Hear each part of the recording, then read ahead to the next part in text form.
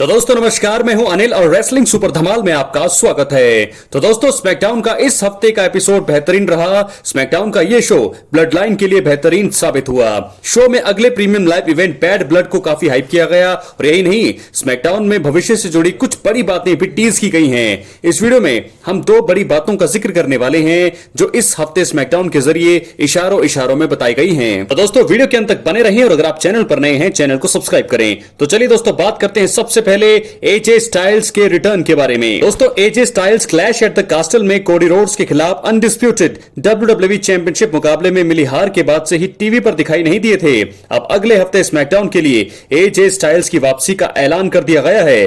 अब ऐसा लग रहा है कि कंपनी ने एजे स्टाइल्स को लेकर नया प्लान तैयार कर लिया है। देखा जाए तो phenomenal one AJ Styles break पर जाने से पहले हील के रूप में काफी अच्छा काम कर रहे थे। यही कारण है कि एजे स्टाइल्स रिटर्न के बाद अपने अगले फ्यूड की शुरुआत करने के लिए किसी सुपरस्टार पर अटैक कर सकते हैं। अगर ऐसा है तो देखना रोचक होगा कि कौन सा सुपरस्टार उनके हमले का शिकार बनने वाला है। तो दोस्तों वो कौन सा सुपरस्टार हो सकता है जिसके ऊपर रिटर्न के बाद स्टाइल्स जो है अटैक कर सकते हैं, अपनी राय कमेंट बॉक्स में जरूर दें और अगर आप चैनल पर नए हैं इसे सब्सक्राइब करें। तो दोस्तों इस हफ्ते स्मैकडाउन में पहली बड़ी अपडेट यही थी कि एजे स्टाइल्स की रिटर्न के बारे में यहां पर अनाउंस किया गया कि अगले हफ्ते स्मैकडाउन में उनकी वापसी होगी। तो ऐसे में वो क्या करेंगे, कैसे किस पर अटैक करेंगे, किसके साथ उनकी फ्यूड होगी, ये हमें आने वाले वक्त में पता चलेगा अगले हफ्ते। अब हम बात करेंगे दूसरी बात का। दोस्तों आपको बता दें कि कोडी रोड्स को जल्दी ही WWE में रैंडी ऑर्टन और केविन ओवेंस के साथ दुश्मनी की शुरुआत हो सकती है। दोस्तों सोलो सिकोआ ने इस हफ्ते स्मैकडाउन में कोडी रोड्स के रैंडी ऑर्टन और केविन ओवेंस के साथ दोस्ती में दरार डालने की कोशिश की। कोडी रोड्स ने मेन इवेंट में रैंडी ऑर्टन और Kevin Owens versus solo Sikoa Jacob फाटू मुकाबले के दौरान बाहरी दखल को रोकने की कोशिश की। हालांकि कोडी रोड्स के वहां आने के बाद भी यहां पर रैंडी ऑर्टन और केविन ओवेंस को हार का सामना करना पड़ा।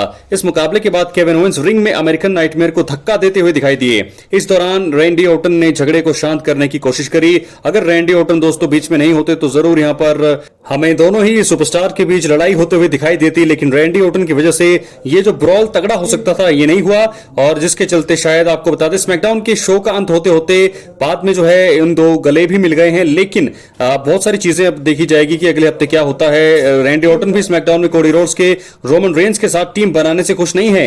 यही कारण है कि रैंडी ऑर्टन और केविन ओवेंस आने वाले समय में जरूर कोडी रोड्स के खिलाफ होते हुए उनके साथ दुश्मनी की शुरुआत कर सकते हैं। अब हम बात करेंगे आखिरी अपडेट का। दोस्तों आपको बता दें कि WWE सुपरस्टार जॉन सीना ने मनी इन द बैंक 2024 में नजर आकर अपने रिटायरमेंट की घोषणा कर दी थी। इस प्रीमियम लाइव इवेंट के बाद हुई प्रेस कॉन्फ्रेंस में उन्होंने अपने रिटायरमेंट टूर को लेकर जानकारी दी। इस घोषणा के बाद कई रेसलर्स ने जॉन सीना के साथ मुकाबला लड़ने की इच्छा जाहिर की थी।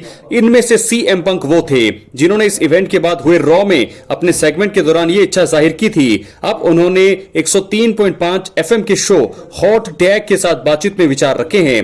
WWE सुपरस्टार CM पंक ने जॉन सीना और मौजूदा वर्ल्ड हैवीवेट चैंपियन गुंथर के बीच मैच को लेकर बात रखते हुए बड़ा बयान दिया है।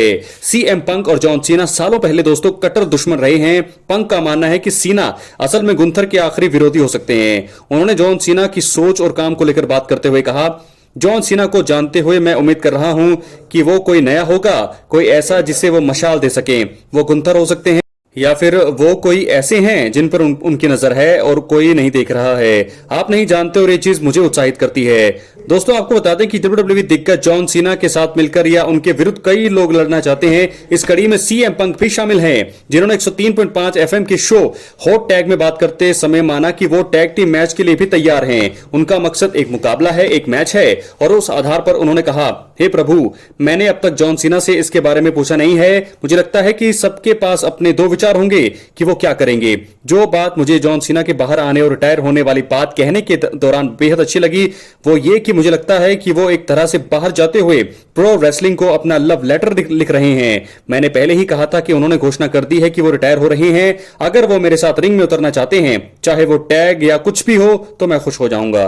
तो दोस्तों इस प्रकार CM पंक ने जॉन सीना के बारे में बात की है और उनका कहना है कि जॉन सीना का आखिरी मुकाबला जो है शायद गुंथर के साथ होना चाहिए, जिसके चलते बहुत ही तगड़ा हमें मैच देखने को मिल सकता है। क्या है अपनी राय जरूर दें। मिलते हैं अगले वीडियो में। बहुत बहुत धन्यवाद।